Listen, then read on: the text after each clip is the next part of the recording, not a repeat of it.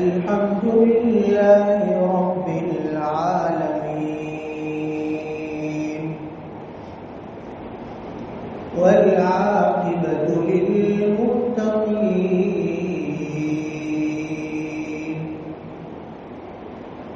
والصلاة والسلام على سيد الأنبياء والمرسلين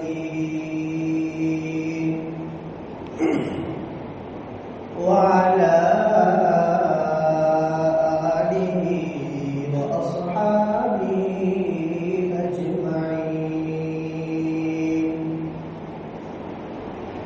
أما بعد فقد قال الله تبارك وتعالى في كتابه المبين: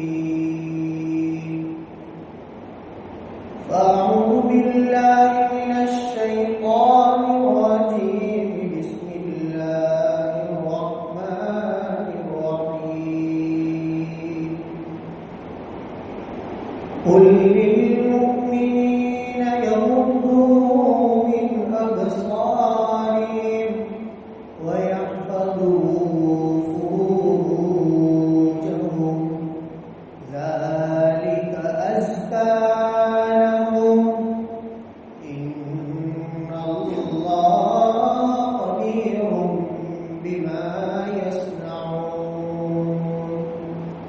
وقل للمؤمنات يغضضن من أبصارهن ويحفظن فروجهن. وعن عبد الله بن مسعود رضي الله تعالى عنه قال: قال رسول الله صلى الله عليه وسلم: النظرة سهم مسموم من سهام إبليس، من تركها من مخافتي أبدلته إيمانا يجد في قلبه، أو كما قال عليه الصلاة والتسليم. صدق الله العظيم وصدق رسوله النبي الكريم، ونحن على ذلك لمن الشاهدين والشاكرين، والحمد لله رب العالمين.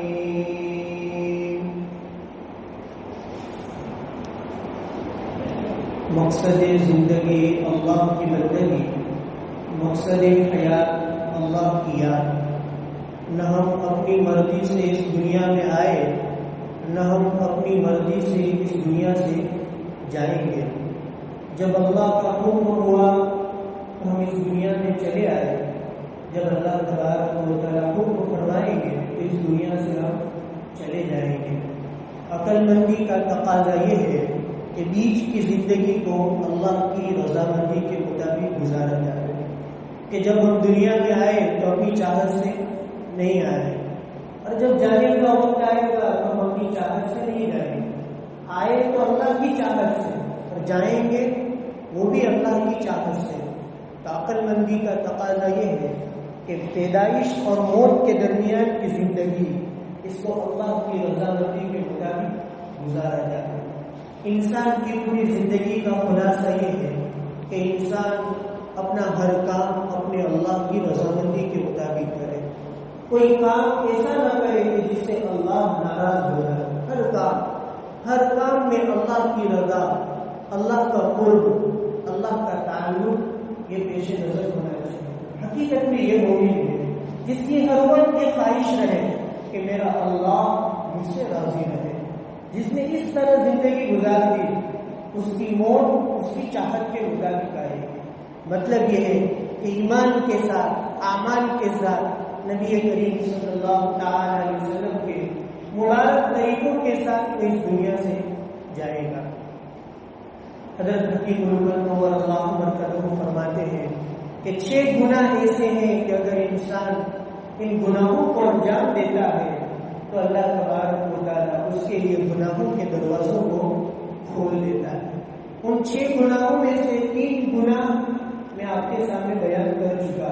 پہلا گناہ مال حرام، حرام کمانا اور حرام کا لقمہ کھانا، یہ بہت بڑا گناہ ہے. اس سے گناہوں کے دروازے کھلتے ہیں.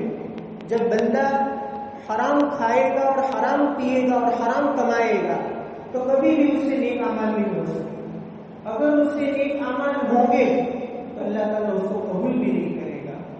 دوسرا گناہ غیبت کا، کہ غیبت کا گناہ ایک ایسا ہے کہ جس کی وجہ سے اللہ تبارک و تعالیٰ گناہوں کے دروازوں کو کھول دیتا ہے.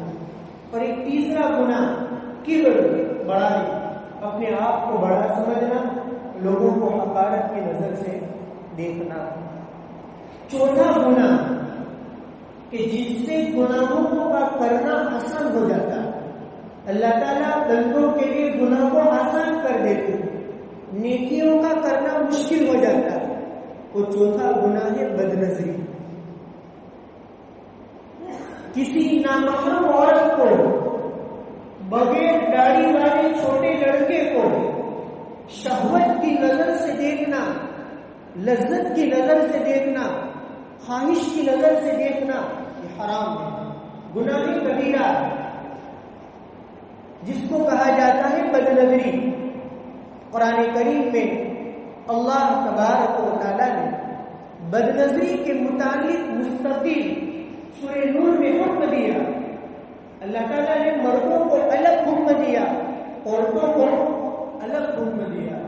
حالانکہ قرآن کریم کا ایک عام اسلوب تو یہ ہے کہ قرآن کریم جب کسی چیز کا حکم دیتا ہے یا اللہ تبارک و تعالیٰ کسی چیز سے روکتے ہیں تو اللہ تعالیٰ عمومی طور پر کر دیتے ہیں یا ایھا الذین آمنوا اتقوا اللہ، ایمان والو اللہ سے ڈرو. یا ایھا الذین آمنوا اتقوا اللہ، ایمان والو اللہ سے ڈرو. یا ایھا الناس اعبدوا ربکم الذی خلقکم من نفس واحدہ، اے لوگوں اپنے اس پروردگار کی عبادت کرو جس نے تم کو ایک جان سے پیدا کیا. مردوں کو، عورتوں کو قرآن کریم الگ الگ حکم نہیں دیتا کہ مردوں کو اللہ تعالیٰ الگ سے کہتا ہو کہ نماز پڑھو، عورتوں کو الگ سے کہتا ہو کہ نماز پڑھو، مردوں سے کہتا ہو کہ جھوٹ نہ بولو، عورتوں سے کہتا ہو کہ جھوٹ نہ بولو. بلکہ قرآن کریم میں اللہ تعالیٰ عمومی اسلوب اختیار کرتے ہیں کہ لوگوں گناہوں سے بچو. اس میں عورتیں بھی آ گئی اور اس میں مرد بھی آ گئے.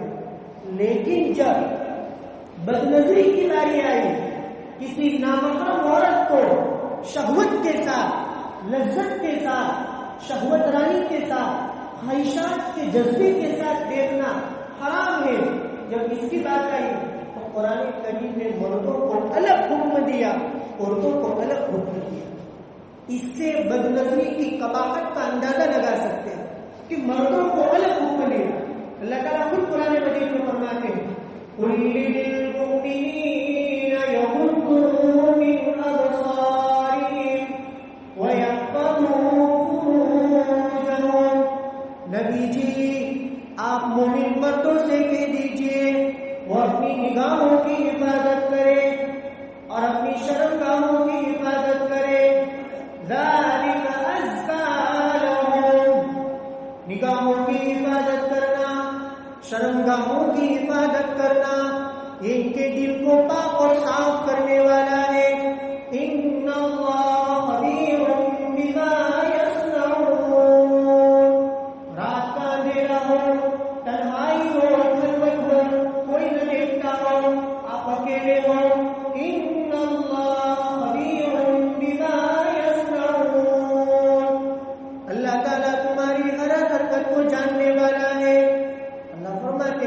کہ تنہائی میں بھی اگر تم بد نظری کرو گے تو مجھ سے نہیں بچ سکتے، ہم تو جانتے ہیں۔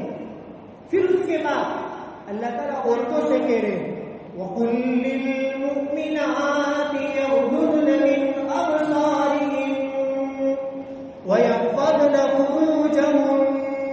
اللہ کے نبی آپ مومنہ عورتوں سے کہہ دیجئے وہ اپنی نگاہوں کی حفاظت کرے، اپنی شرمگاہوں کی حفاظت کرے۔ مردوں کو الگ حکم دیا، عورتوں کو الگ حکم دیا کہ مردوں کے لیے بھی ضروری ہے کہ اپنی نگاہ کی حفاظت کرے، عورتوں کے لیے بھی ضروری ہے کہ اپنی نگاہ کی حفاظت کرے۔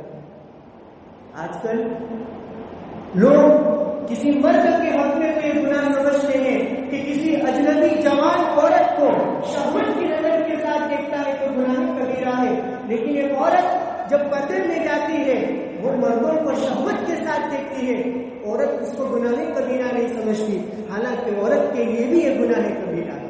عورت اپنے چہرے پر جو پردہ ڈالتی ہے وہ تو مردوں کی بدنظری سے حفاظت کے لیے ڈالتی ہے، ورنہ عورت کے لیے تو پردہ یہ ہے کہ بازار میں جائے تو اجنبی مردوں کو شہوت کی نظر سے ہرگز نہ دیکھے، حرام ہے، گناہ کبیرہ۔ اور آج کل عورتیں تو یہ سمجھتی ہیں کہ چہرے پر نقاب ڈال دیا، عمدہ سے عمدہ برقع پہن لیا، ہمارا پردہ ہو گیا۔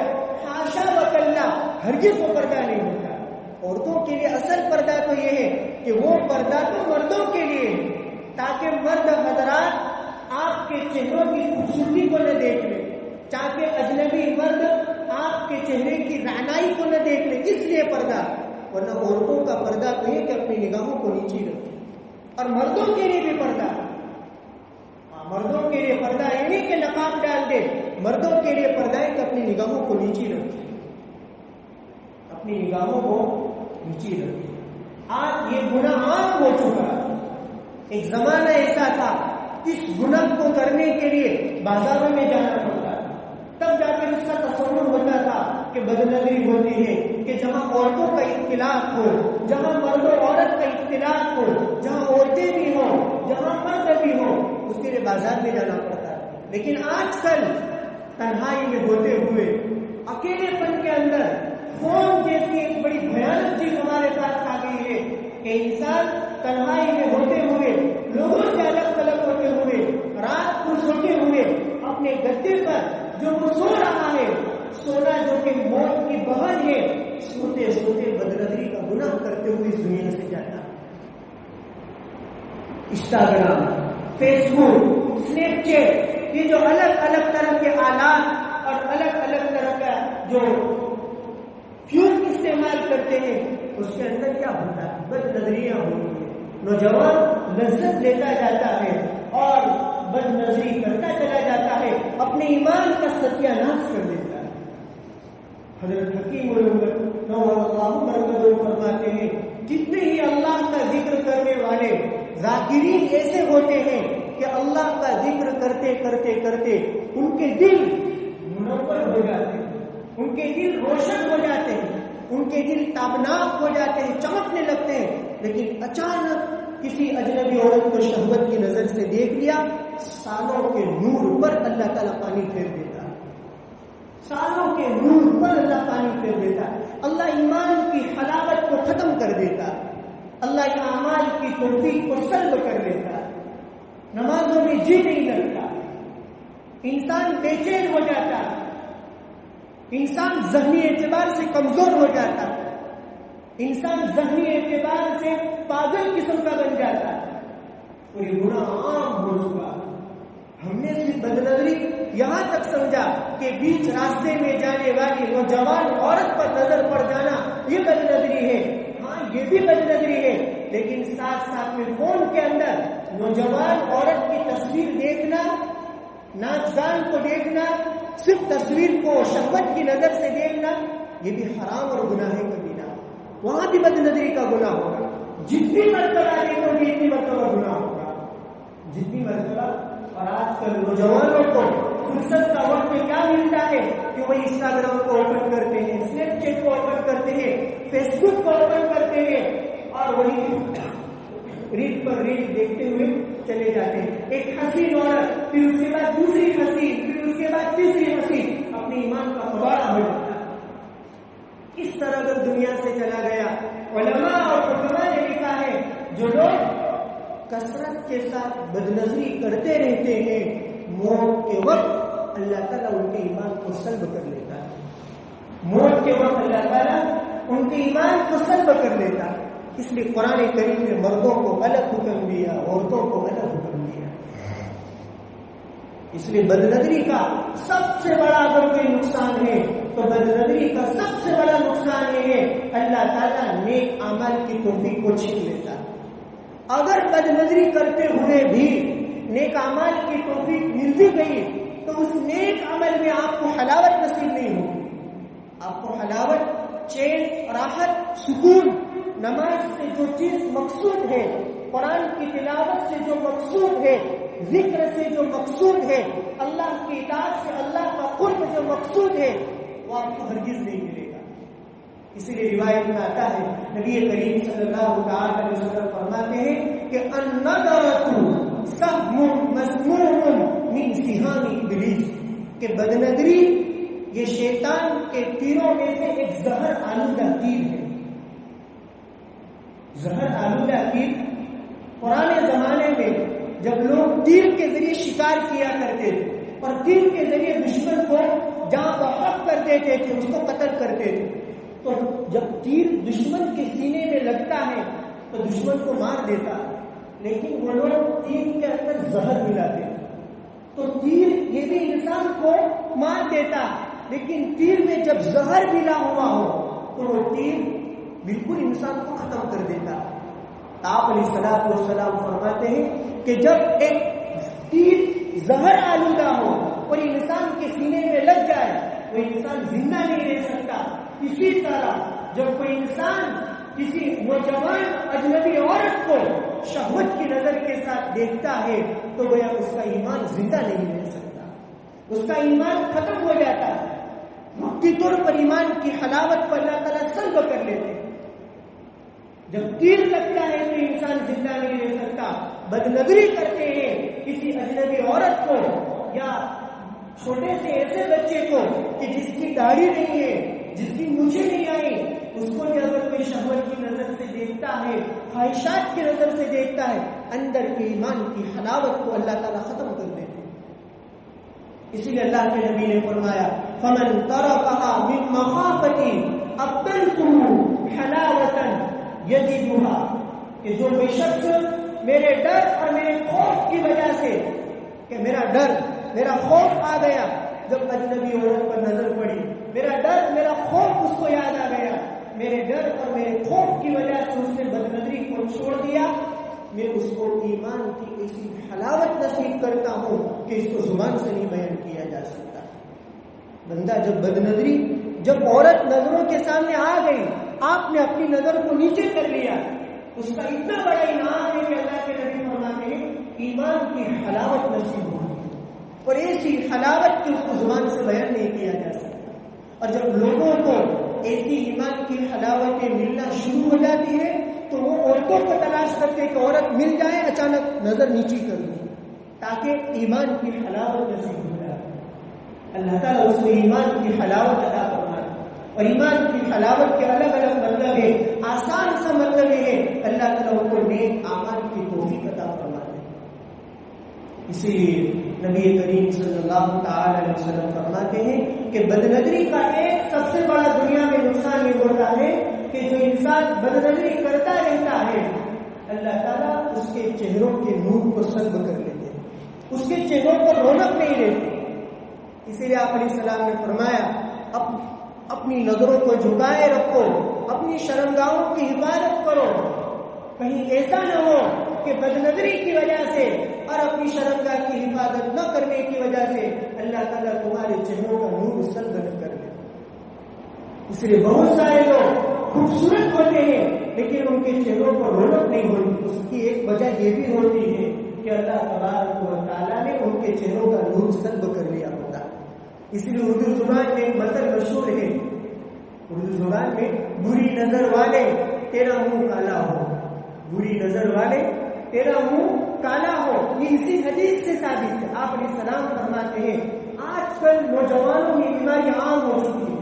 جب تک آپ اس بیماری میں رہو گے, بد بردری کرتے رہو گے وہاں تک ایمان اور اعمال کی حلاوت نصیب ہونے والی نہیں، وہاں تک آپ اپنے دل کی اصلاح نہیں کر سکتے۔ جب تک اس گناہ کو نہ چھوڑو گے وہاں تک آپ کی اصلاح نہیں ہو سکتی۔ اس لیے ایک روایت میں آتا ہے اللہ کے نبی فرماتے ہیں جب کوئی مرد کسی اجنبی یا عورت کو شہوت کی نظر کے ساتھ دیکھتا ہے، کل کو قیامت کے دن اس کی نگاہ کے اندر، اس کی آنکھوں کے اندر پگھلایا ہوا لوہا اور سیسا ڈالا جائے گا۔ شیشہ اردو زبان میں کانچ کو کہتے ہیں اور سیسا لوہے کو کہتے ہیں۔ قیامت کے دن اللہ تعالیٰ لوہے کو پگھلائے گا اور لوہے کو پگھلا کر جب لوہا بالکل پانی کی طرح سیال ہو جائے گا، اس لوہے کے قطرے اس کی آنکھ میں ڈالے جائیں گے۔ اب دنیا کے اندر ایک معمولی سا ذرہ آنکھ میں آ جاتا ہے، گھاس کا چھوٹا سا تنکا آنکھ میں پڑ جاتا ہے، انسان بے قرار ہو جاتا ہے، انسان بے چین ہو جاتا ہے۔ اس وقت کیا عالم ہوگا جبکہ بدنظری کرنے والے کو اس کی گناہ کی یہ سزا دی جائے گی، اس کی آنکھوں کو کھول کر لوہا ڈالا جائے گا، لوہا، یہ سزا۔ اسی لیے حکیم اختر رضی اللہ عنہ کہا کرتے تھے جب کبھی عام طور پر لوگ یہ کہتے ہیں کہ ولایت اور ولی بننا بڑا مشکل ہے، لوگ کیا کہتے ہیں؟ ولی بننا بڑا مشکل ہے۔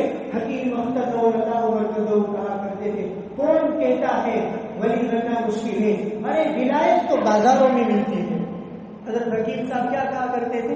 ولایت تو بازاروں میں ملتی ہے کہ اگر بازار میں اپنی ضرورت سے جانا ہو، اجنبی عورت پر نظر پڑ جائے، فوراً اپنی نظر کو نیچے کر لو، اس کے نتیجے میں تمہیں ولایت ملے گی، تم اللہ کے ولی بن جاؤ گے، تم اللہ کے نیک بندے بن جاؤ گے۔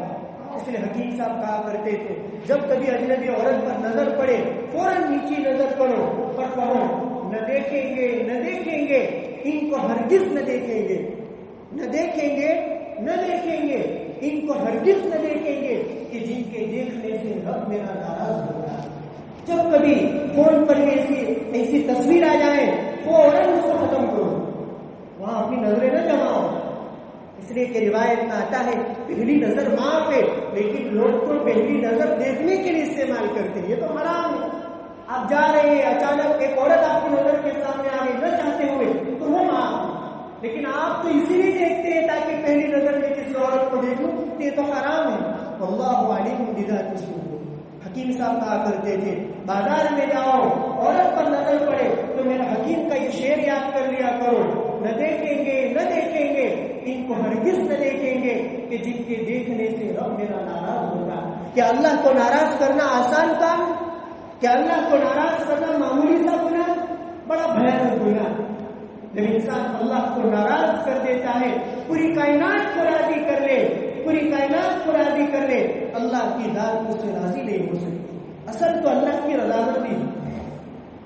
آج کل ایمان کی توفیقات کو اسی لیے چھین لیا جاتا ہے کہ لوگ بدنظری کا شکار، دن بدن نوجوان نیک اعمال سے دور چلے جاتے ہیں، بے حیائیوں کا شکار ہوتے ہیں، شادی کے بعد بھی میاں بیوی کے اندر پٹے پڑے ہوئے ہیں، طلاق کی نوبت آتی ہے۔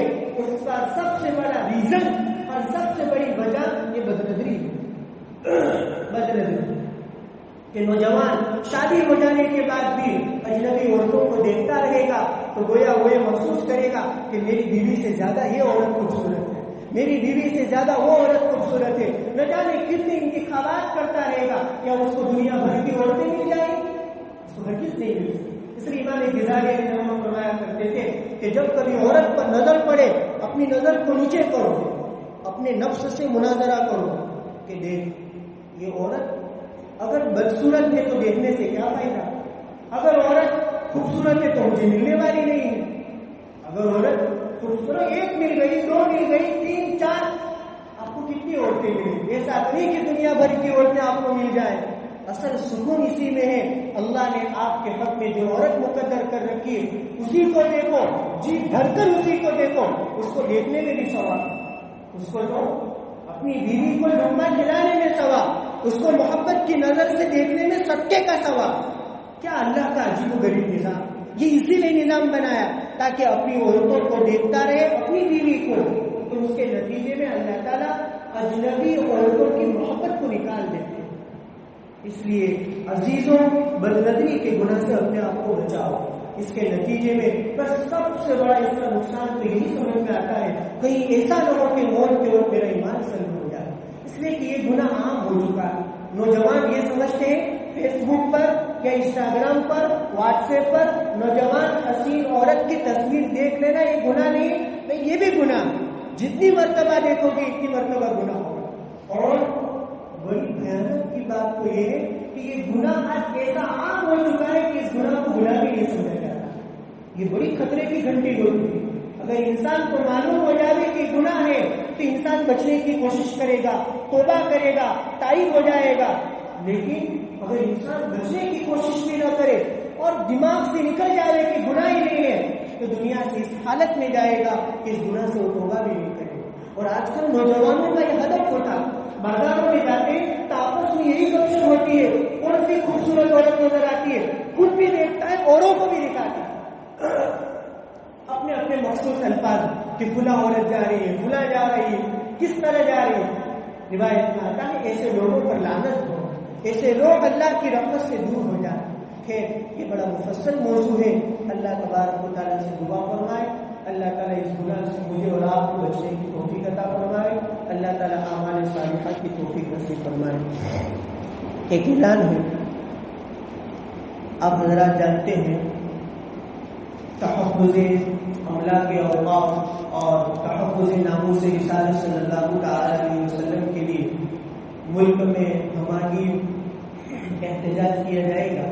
آئندہ جمعہ فجر کی نماز سے لے کر جمعہ کی نماز تک ہمارے تمام تر کاروبار بند رہیں گے. ثواب کی نیت سے بند رکھتے ہیں. ہم اس لیے بند رکھتے ہیں تاکہ ہمارے مساجد، مدارس، اوقاف کے املاک محفوظ رہیں. آپ علیہ الصلوۃ والسلام کی شان رسالت میں جو گستاخی ہوئی اس کا جواب حکومت کو اس طرح دیا جاتا ہے کہ اپنے تمام تر کاروبار کو بند کیا جائے. اس طرح اگر کاروبار بند رکھو گے ثواب کی نیت سے تو اس میں بھی آپ کو ثواب ملے گا. میڈیکل کھلا رکھا جائے، اس کے علاوہ تمام تر کاروبار کو اس نیت سے بند رکھا جائے کہ اللہ تعالیٰ مدارس، مکاتب، خانقاہوں کی حفاظت فرمائے، نبی کریم صلی اللہ تعالی وسلم کی ذات بابرکت کی حفاظت فرمائے اور آپ کے طریقوں کے مطابق زندگی گزارنے کی توفیق عطا فرمائے. وآخر دعوانا الحمدللہ رب العالمین.